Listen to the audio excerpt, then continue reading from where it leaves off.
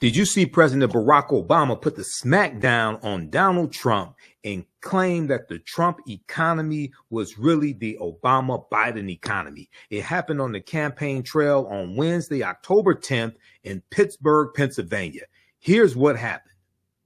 And the reason some people think, well, I don't know, I remember that economy when he first came in being pretty good. Yeah, it was pretty good because it was my economy. Exactly. We had 75 straight months of job growth that I handed over to him. It wasn't something he did. Nope. I had spent 8 years cleaning up the mess that the Republicans had left me the last time. So just in case everybody has a hazy memory, he didn't do nothing. And the reason some people think, well, I don't know, I remember that economy when he first came in being pretty good. Yeah, it was pretty good because it was my economy.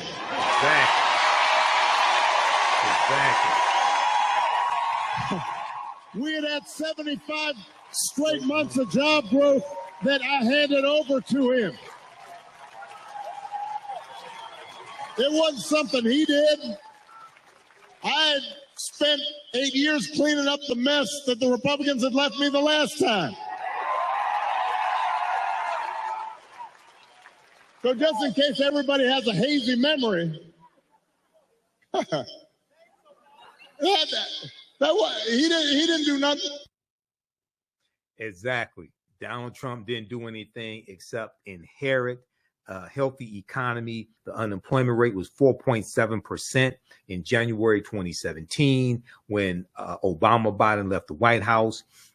Under Obama-Biden, they created 11.3 million jobs. They brought the U.S. out of the recession. A few great articles on this subject. NBCnews.com has one. Data shows Trump didn't build a great economy. He inherited it. Okay, which is absolutely correct. 11.3 million jobs created under the 8 years of Barack Obama and Joe Biden. Remember when they came into office, the U.S. was losing 500,000, 600,000, 700 jobs a month. Remember when they came into office in January 2009, you're going to have the Recovery Act shortly after that. $800 billion Recovery Act. There were stimulus checks as well. And this created 10 years of growth. You had 75 consecutive months of private sector job growth under the Obama-Biden administration. They handed off this healthy economy to Donald Trump, and Donald Trump squandered it and mishandled the COVID pandemic. If we look at this article here from Forbes.com, it breaks it down. Obama's 2009 Recovery Act kicked off over 10 years of economic growth. This is from February 17, 2020. So remember, February 17, 2009, President Barack Obama signed the American Recovery and Reinvestment Act of 2009, also known as the Recovery Act, into law. This was an $831 billion spending bill that kicked off the longest period of economic growth and job creation in American history. So if you're talking about how the economy was better under Donald Trump, if you're talking about lower prices, etc., remember, it was Obama-Biden that brought the U.S. out of the recession that was handed to them by George W. Bush and Republicans. They cleaned up that mess and left Donald Trump with a great economy, and he squandered it. You had 75 consecutive months of private sector job growth and a 4.7% unemployment rate when Obama-Biden left office. This article from theatlantic.com explains it. Obama's final job report makes 75 consecutive months of growth. This is what Donald Trump inherited, but he tries to claim that he created it himself. He did not create it.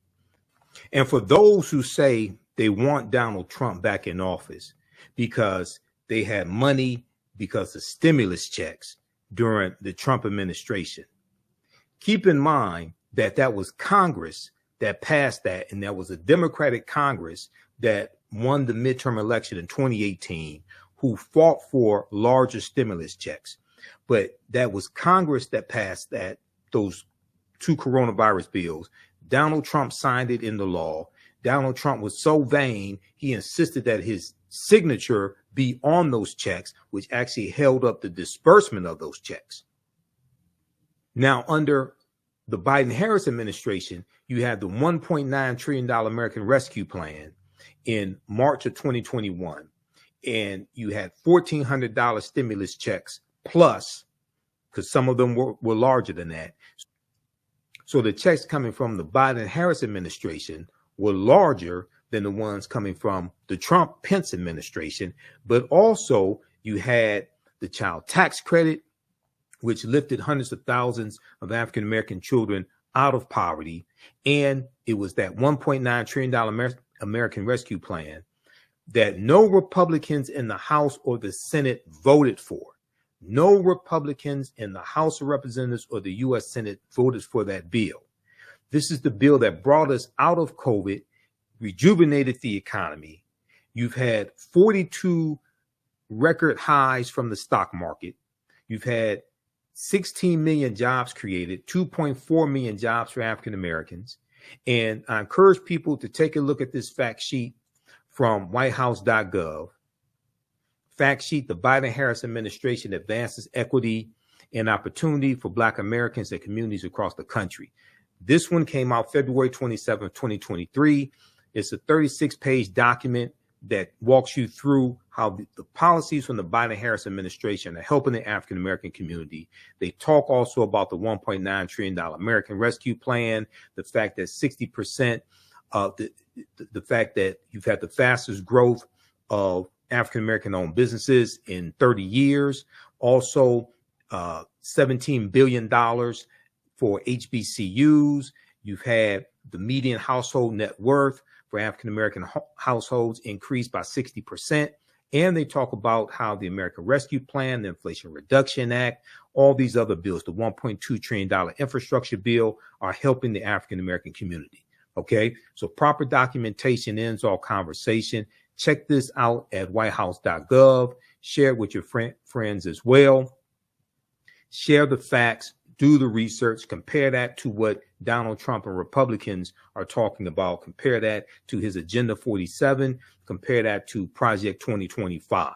I'm Michael Imhotep, historian and national political commentator. You can watch me every Friday on Roland Martin Unfiltered on the Black Star Network.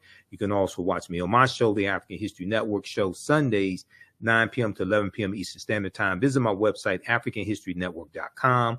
Follow me on our Facebook fan page, The African History Network, where I have 1 million followers. My YouTube channel, Michael Imhotep, IMHOTEP, and Michael Imhotep on Instagram. Right now, it's correct wrong behavior. It's not over till we win. Wakanda forever. We'll talk to you next.